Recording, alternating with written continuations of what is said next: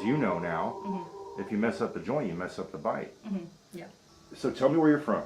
I'm from Los Angeles, California. And what brings you all the way from LA to here? I'm here because I would like to get an evaluation, a second evaluation or opinion on my current treatment. Yeah. I don't necessarily have pain in my TMJ, but would like to really go in and get a deep dive of what's going on in my TMJ joints. And I think that's very important. I think it's something that most people don't get to, explore and discover, and especially with TMJ problems, I think it's a very important component to really learn and to really understand about, especially if you're going to try to seek certain treatment in the future. So being a better decision maker involves really understanding what is going on with your joints. Right. So we put you through the screening, the neural occlusion screening a few days ago. The MRI, the CT, the EMG, the JDA, the T-Scan. What did you think of that?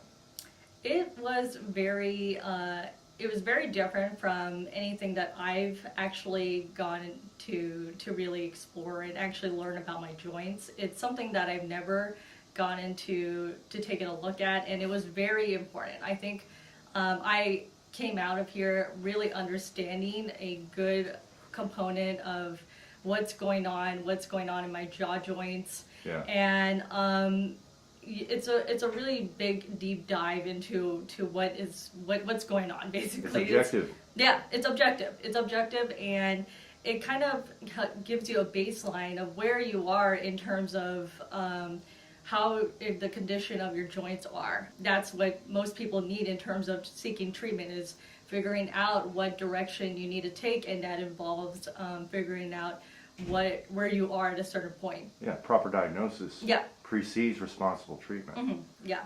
Yeah, so this pertains to all people that have problems with their jaw joints or their bite in general, because as you know now, if you mess up the joint, you mess up the bite. Yeah. And can you bite down for us? Your front teeth, they don't come together, right? No. Have they ever? I don't believe so. I don't quite remember. So Yeah. I guess I've been used to this. Yeah, sure. What did they tell you, your former dentist and orthodontist and all those people? I don't think they necessarily addressed it. My ortho did notice that there was an open bite, and he thought that I had osteoarthritis or something like that, and told me maybe to just come back next year and see what happens. And what year was that? That was I think that was years ago, maybe a decade ago. Definitely not important, not helpful at all, for sure. To him, it wasn't that important. No, Obviously. no. They said that if it gets worse, they would send me to maybe UCLA or some research center to help me, and I didn't believe that, so I went to a TMJ specialist who created a custom orthotic for me to wear. So that's kind of, he looked at it and he noticed I had an anterior bite, but it wasn't something that concerned him too much. He wasn't concerned at all? Not so much, yeah. And you told me this guy's pretty famous and all that. Right? Yeah, he's pretty known in the Los Angeles area, for sure. Yeah. Do you think he should have known? I think it would be definitely something that should be addressed. There's no doubt about it. Especially with all the other dentists that I've gone to, it's been more of a side note rather than an issue that should have been at the forefront. And I think if had that been caught earlier, it might have been something that could have been easier to treat. Big time. Yeah. The bottom line with your case, I see this a lot. People have problems, they get damaged when they're children. And if you catch it early, it's easy. When you catch it later, it's not so easy. And it usually involves a surgical approach, but it needs a proper surgical approach. So that's the bottom line, and it's not scary, it's inconvenient as heck, and it's expensive. Yeah. So it's like, you fell around age 8, based on the scans, based on everything we put together. You had an accident, you hit your chin, that stunted the growth of your mandible. And your maxilla, your upper jaw, kept growing out, your lower jaw never grew out all the way.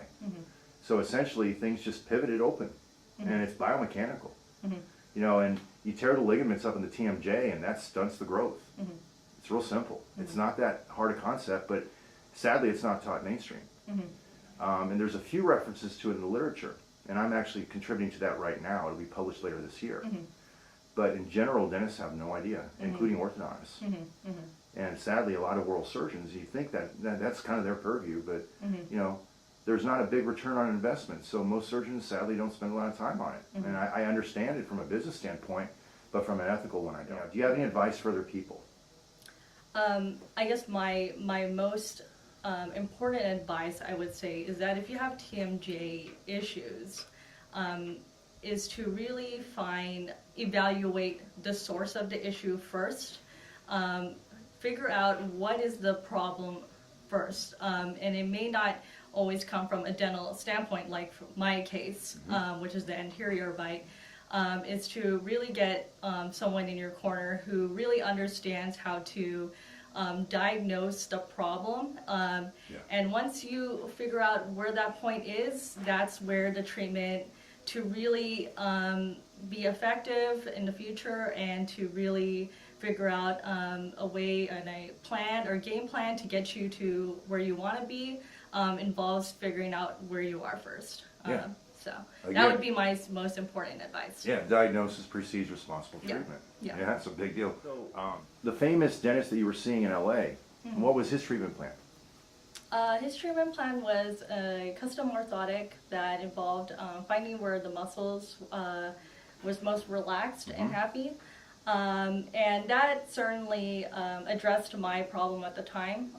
My problem was that I had, from my TMJ issues, was waking up with a lot of pains in my neck and my shoulders. Everything was intense, especially in my face. And he saw that, he developed this custom orthotic, and my muscles definitely got better after the treatment. But it doesn't address the anterior bite that I have. Right, which is the genesis of the whole... Yeah. Actually, that's a sign of the genesis of the problem. Yeah. Which is the mandible not growing all the way out. So his definitive treatment was going to be what? His definitive treatment was to go into phase 2, which involved either cosmetic treatment, which involved veneers, and orthodontic treatment, which meant to move around teeth and add teeth.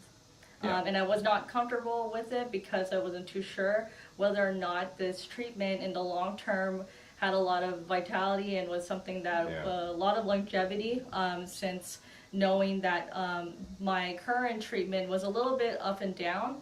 Not so much, but I wasn't too confident in it for me to really get into the second phase. So I came, and that's why I'm here. I came here because I really wanted to know if the treatment I'm getting right now is something that was sustainable. Yeah, sustainable, exactly. Yeah, so he essentially sounds like he was going to put crowns to that bite position, right? Yeah, he's going to crown your teeth. Yeah, crowns, teeth, yeah, something like that. Yeah, but there's so much space between them. Think about how big and long those would have been. Yeah. So what if something happened to the hinge that is the TMJ and it altered, all that work would have gone to nothing? Yes. Yeah. Exactly, yep. Yeah. There's times where dentists have to understand that there are times when surgical approaches are what are necessary, but by the right people and using the right technique.